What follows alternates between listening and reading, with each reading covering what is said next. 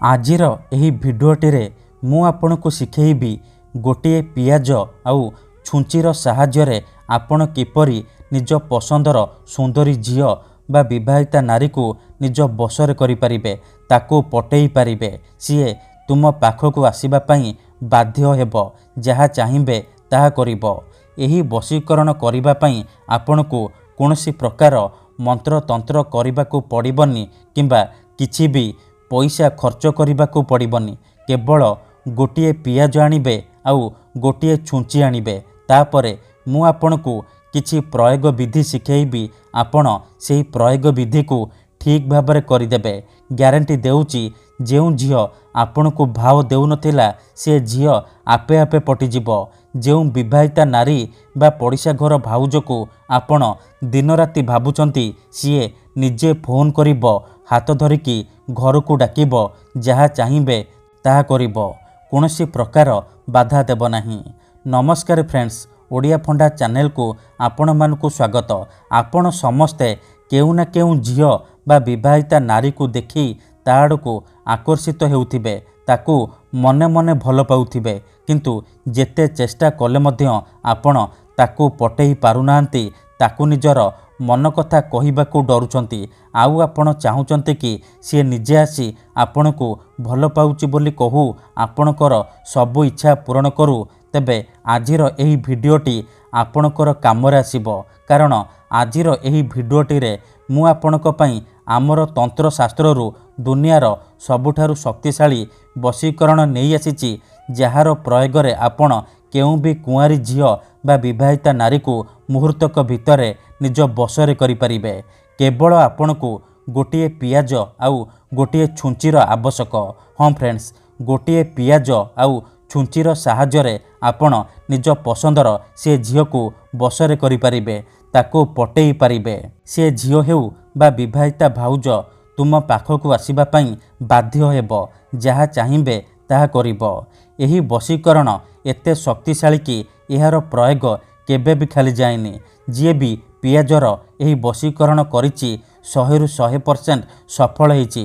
वर्ष वर्ष धरी भांगी जाइतिबा पुराना प्रेम को मध्य फेराई आनी पारिछि।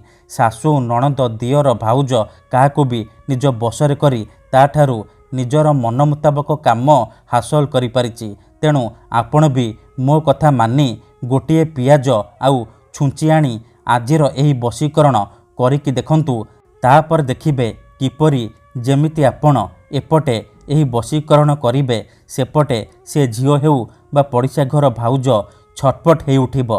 जेपर्यंत आपणक पाखकू आसीनी, आपणक सहित संपर्क रखिनी, सीए गोटे मुहूर्त भी रही परिबनी। तेबे एही वशीकरण करिबा सबुठारु सहज। एहाकू आपण किपरि करिबे, केमिति करिबे, एहार प्रयोग विधि कौन मु आपनकू शिखेइबी। संपूर्ण प्रयोग विधि मु आपनकू ठीक भाबरे शिखेइबी। जानिबा पई भिडियोटी को मूलरू शेष पर्यंत पूरा ध्यान सहित देखंतु। अधारू छाड़िकी पळेइले किंबा काटी काटी देखिले आपण किछि भी बुझी पारिबेनी। परे कमेंट करिबे, गुरुजी आपणकर वशीकरण काम करूनी। देखंतु, पियाज आउ छुंचीर एही वशीकरण दुनियार सबुठारु शक्तिशाली वशीकरण, किंतु एहाकू आपण संपूर्ण विश्वास, निष्ठा आउ एकाग्रतार सहित करिबे।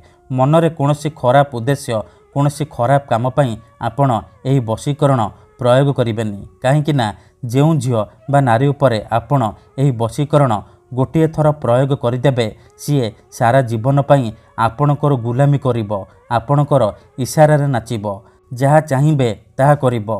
तेबे एही वशीकरण आपण किपरि करिबे, केमिति करिबे, चलंतु जानिबा। विधिटी जानिबा पूर्वरु जदि आपण आम चैनल को प्रथम थर आसीचंती, तेबे दयाकरी चैनल को सब्सक्राइब करी पाखरे थिबा बेल आइकन को मध्य दबाई दियंतु, जहा द्वारा आमे जेउ भी वीडियो अपलोड करिबु सर्वप्रथमे आपण देखि परिबे आउ तार लाभ पाई परिबे। चलंतु जानिबा एही वशीकरण आपण किपरि करिबे।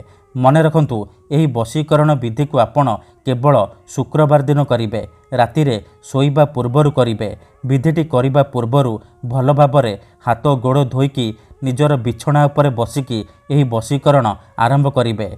मने रखंतु, एही वशीकरण हेउची मुस्लिम वशीकरण। एहार कोनोसी प्रकार काट नाही, ତେଣୁ ଏହାକୁ ଆପଣ ଭାବିଚିନ୍ତିକି ପ୍ରୟୋଗ କରିବେ। ତେବେ ଚାଲନ୍ତୁ ଜାଣିବା ଏହାକୁ ଆପଣ କିପରି କରିବେ।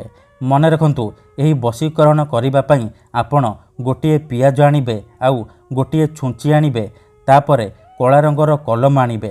ଏତିକି ଜିନିଷ ଆଣିସାରିବା ପରେ ନିଜର ଶୋଇବା ବିଛଣା ଉପରେ ଆପଣ ବସି ପଡ଼ିବେ।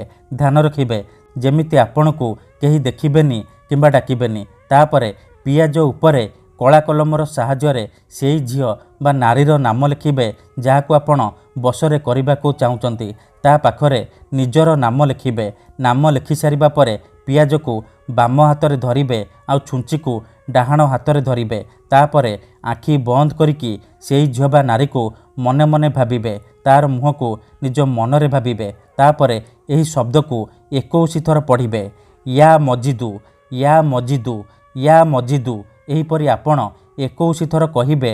ତାପରେ 7 ଥର ସେଇ ଝିଅ ବା ନାରୀର ନାମ କହିବେ ଆଉ 7 ଥର ନିଜର ନାମ କହିବେ। ନାମ କହିସାରିବା ପରେ 7 ଥର ଛୁଞ୍ଚିକୁ ପିଆଜରେ ଫୋଡ଼ିଦେବେ। ଏତିକି କରିସାରିବା ପରେ କ'ଣ କରିବେ, ସେ ପିଆଜରେ ଛୁଞ୍ଚିକୁ ଫୋଡ଼ିକି ରଖିଦେବେ। ଗ୍ୟାରେଣ୍ଟି ଦେଉଛି, ଏତିକି କରିକି ଦେଖନ୍ତୁ, ସେ ଝିଅ ହେଉ ବା ବିବାହିତା ଭାଉଜ ଆପଣଙ୍କ ବଶରେ ହେଇଯିବ। ଯାହା ଚାହିଁବେ ତାହା କରିବ। ସକାଳୁ ଉଠିବା ମାତ୍ରେ ଆପଣ କ'ଣ କରିବେ, ସେ ପିଆଜ ଆଉ ଛୁଞ୍ଚିକୁ ସେହିପରି ନେଇକି ପାଣି ଜାଗା ଦେଖି ପକାଇଦେବେ କିମ୍ବା ଅଳ୍ପ ଟିକେ ମାଟି ଖୋଳି କୌଣସି ଏକ ଜାଗାରେ ପୋତିଦେବେ। ଧନ୍ୟବାଦ।